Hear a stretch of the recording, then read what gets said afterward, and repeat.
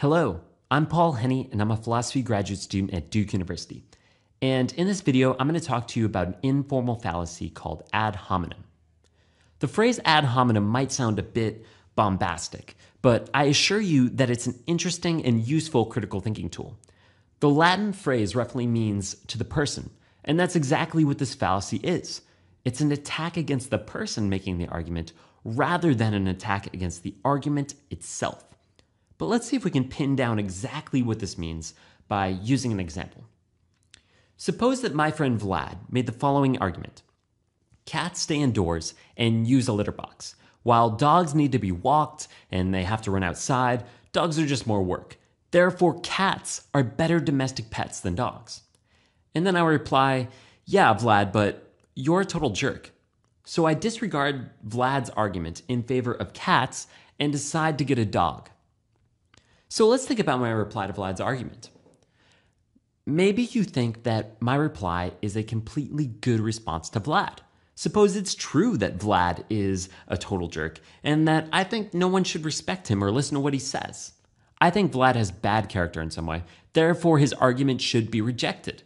So my response is good, right? If this example doesn't convince you, suppose that Vlad is really Hitler. Hitler is a total jerk, so his conclusion is false, or his argument is invalid. Does that sound good? But let's represent my argument more generally to see why this reasoning is actually flawed. Premise 1. Person P makes claim C. Cats rule, dogs drool.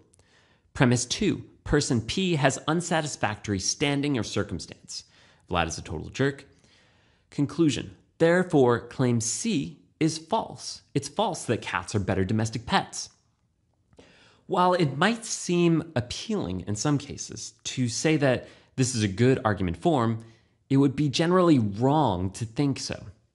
The standing of the person making the argument in most cases will be irrelevant to the validity or the soundness of the argument. And this is the misconception that I would like to correct in this video. Simply because Vlad is a total jerk doesn't mean that his claim about cats as better domestic pets is false. He could be a complete jerk, yet still make a good argument in favor of cats as domestic pets. So let's look more closely at this fallacy and at its 4 subtypes. The first type of ad hominem fallacy is the abusive type. To understand this type, let's return to our first example where I called Vlad a jerk.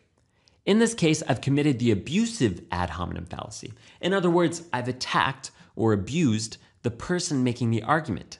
I haven't criticized the argument itself. More specifically, I've abused Vlad by simply attacking his character, and then I equated his poor character with his argument. This is a fallacy because while the speaker, Vlad, might not have good standing as I see him, his argument may still be valid. That is, cats might be better domestic pets. Another type of ad hominem fallacy is the circumstantial type. Let's suppose that when I'm talking to my friend Catherine, she makes the following argument. Premise 1.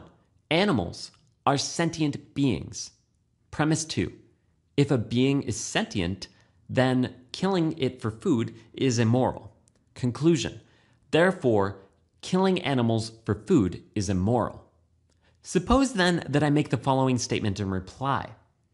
Yeah, but Catherine, you work for a vegan food company, so your argument must be invalid.